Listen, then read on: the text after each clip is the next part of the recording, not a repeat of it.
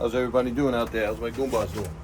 Now listen, we're doing a little bit of different work out here. We're on, actually working at home today and doing a ledgestone. What I've been doing, it's a project, it's work in progress throughout going on our regular jobs for customers.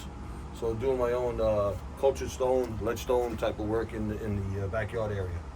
This is the back wall of what is my kitchen area that we had built, and I will show you that in upcoming videos. It's a work in progress as we go, but we're doing the ledgestone, and a lot of times people get a little confused with what they need to do in this particular area. That's why I'm putting this video to add it to my my content.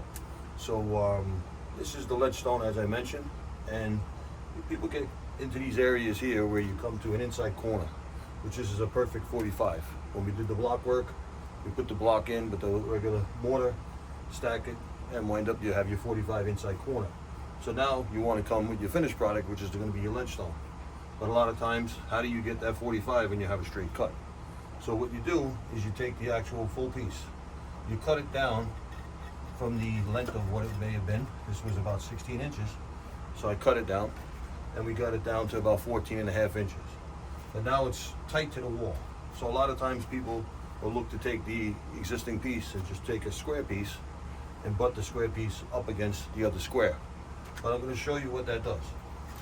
When you take the actual cut piece and you take the square and you try to get it on here, it doesn't really look like it's a finished corner. It should look a little bit nicer look to it. So what you do is you take that actual piece that you cut, and instead of it making a straight cut, you cut out and you notch out the middle part of the ledgestone. So this is the actual piece that was from the cut piece. So what I did is I just notch out this.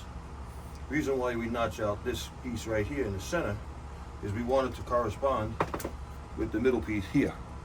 So now when you wind up joining the two of them together on the 45, it'll go into the wall. So now once it goes into the wall, you're going to wind up having, this is your 45 here, right? If you can see it, this is going to overlap this stone. And when it overlaps this stone, you want the middle to catch. And when the middle catches on the wall, it's actually going to lock in place, and it's going to look like a finished corner, an inside corner. It's a little bit hard to understand if you're not physically doing it yourself, but I'll show you now what it looks like when we put the first course in. So I don't have the mortar in there as of yet, but we will be putting the mortar in place. So it's not going to wind up being level as of yet, because once I do the mortar, I'll shim it up with my wedges. So now what we have here is we have the piece, right? So exactly what I was saying to you is you want to make sure that once you have it, you have this corner. See how it is? We flip the stone around. When we flip the stone around, this is the actual cut piece. So now look at this. Now it just drops right in place. So there's the actual finished product, and it's a nice 45. So again, you have to put the piece in place once you cut it, and now you will take this piece and it locks right into here. Once we will mortar it in place, it locks in here, and there's your finished 45. The finished 45 comes around nice. It's a nice look. Even though this is going to be covered up, we're going to probably have some bar stools here and whatnot. But when you want to do the job, you want to do it correctly. And the right way to do it, to get a 45, is to do it exactly like I just said. I've been watching people over time. I've been doing it for a lot of years. Whether we've been doing tile work, we've been doing stone work. And you get to learn from a lot of the other people that are on YouTube. And there are many people that do it exactly like this. And then there's other people, sometimes they want to take a shortcut.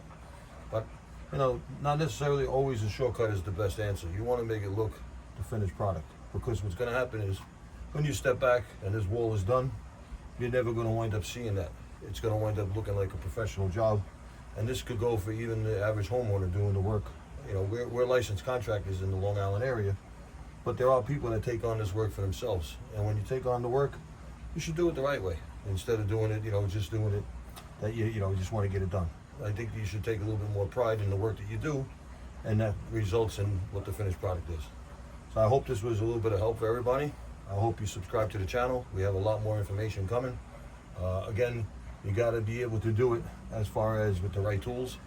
This I was able to cut with my wet saw, which I'm going to have some upcoming videos and some content on working with the wet saw. And I want to make sure that people, take safety first, because when you're working with a wet saw, it's a lot of difficult cuts to do. You got to be able to hold the stone the proper way when you're working with the blade. You could even cut this with a grinder, which is also another electrical tool, battery operated tool, but you got to take your safety first in that as well, because as you're cutting, you should be wearing your eye protection, you should be wearing a respirator, because it will produce a lot of dust if you don't have it watered down. With the wet saw, it works a lot easier because we do have the water in the reservoir with the pump system, and it eliminates the dust. Still with the proper eye protection, so you can protect your eyes, because you never know if you're going to get any of the pieces of fragment come flying back. You don't want to get yourself hurt. So again, safety first, but I just wanted to get this out there. We're going to put up another video following this one where I'm going to put the second course in, and I will go over it a little bit more in detail when we're making the cuts. So I hope everybody's enjoying the content. Please subscribe.